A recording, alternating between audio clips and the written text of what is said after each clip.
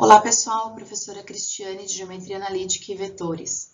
Após assistir a aula teórica de posição relativas entre retas, vamos ver alguns exemplos. Primeiro exemplo, como estudar a posição relativa dessas retas que eu dei, reta R e reta S? Primeira coisa que nós vamos fazer é pegar os vetores diretores dessas retas. Onde eles estão? Na reta R multiplicando o parâmetro n, na reta S multiplicando o parâmetro m. Então, vetor diretor de R, 2 menos 1 menos 2, vetor diretor de S, 1, 1 menos 1. O que nós vamos verificar com esses dois vetores? Se eles são vetores LD ou LI. Lembrem-se, vetores LD são paralelos, vetores LI são não paralelos. Nesse caso, como eles estão em coordenadas, basta verificar se as coordenadas são proporcionais. Por exemplo, 2 dividido por 1 dá 2, menos 1 dividido por 1 dá menos 1.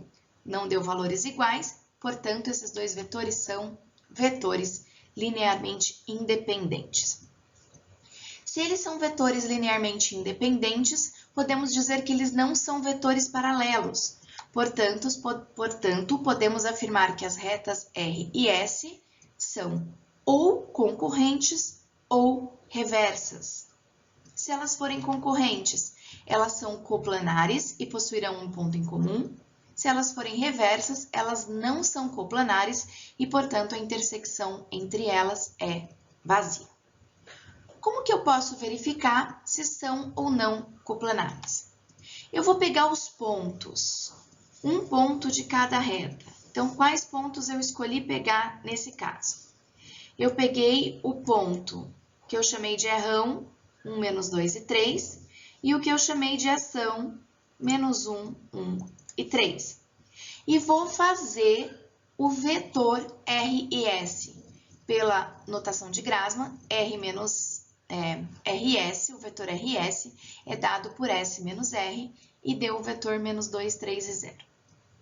Bom, se os vetores diretores de RS e o vetor RS forem coplanares, eu posso dizer que as retas R e S também são coplanares. Vocês já viram a teoria na videoaula anterior com a professora Silmar. Como é que eu verifico se três vetores são coplanares? Se o determinante der zero, eles são LD, portanto coplanares. Se o determinante não der zero, que foi o nosso caso, eles são LI, não coplanares. No nosso caso, se eles são LI, eles não são coplanares e, portanto, as nossas retas são reversas. Tudo bem, pessoal? Temos mais dois exemplos para entender melhor essa parte. Nesse exemplo 2, eu peguei a reta R, que a gente já viu no exercício anterior, e peguei uma reta que eu chamei de T. Novamente, vamos começar analisando os vetores diretores. Olhe para esses vetores diretores. 2 dividido por menos 6, menos 1 terço. Aqui a gente tem menos 1 terço e aqui a gente tem menos 1 terço. Portanto, os vetores diretores de R e T são vetores linearmente dependentes. Se eles são vetores linearmente dependentes, eles são vetores paralelos. Portanto, as retas R e T podem ser paralelas distintas ou paralelas iguais. Retas paralelas distintas são coplanares e não têm ponto em comum. Retas paralelas iguais são chamadas de retas coincidentes. Elas, óbvio, se elas são a mesma reta, elas também são coplanares. E a intersecção entre elas são todos os pontos da reta. Ok. O que nós vamos fazer? Bom, não adianta eu olhar se elas são coplanares, porque se elas são paralelas, elas já são coplanares. Então, eu vou verificar se o ponto R, que eu peguei aqui da reta R, 1, menos 2 e 3, pertence à reta T. Se esse ponto pertencer à reta T, todos os pontos também pertencem. São retas coincidentes, paralelas iguais. Se esse ponto errão não pertencer à reta T, nenhum outro ponto da reta R pertencerá à reta T.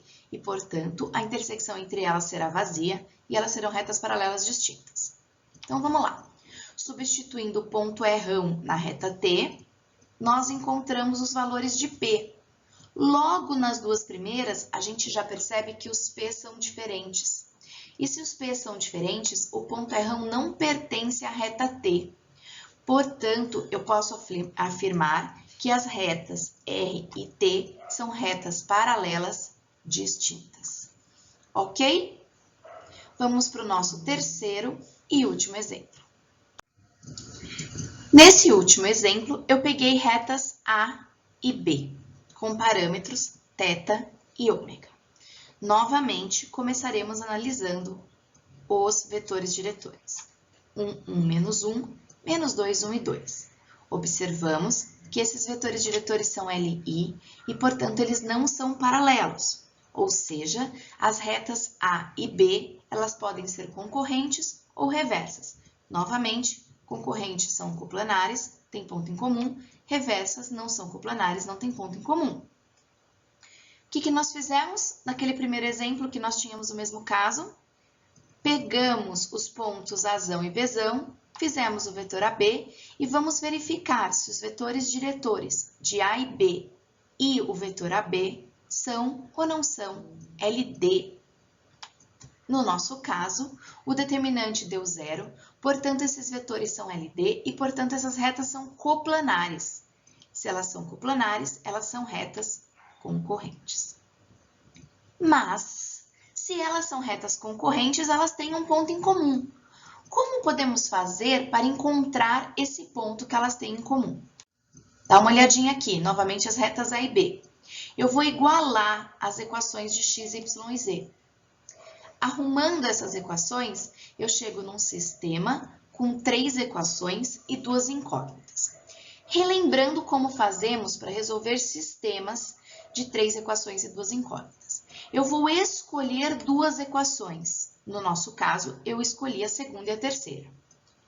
E aí eu tenho 2 equações com 2 incógnitas, consigo resolver o sistema. Nesse caso, é só somar. Encontro o valor de ômega, que deu 3.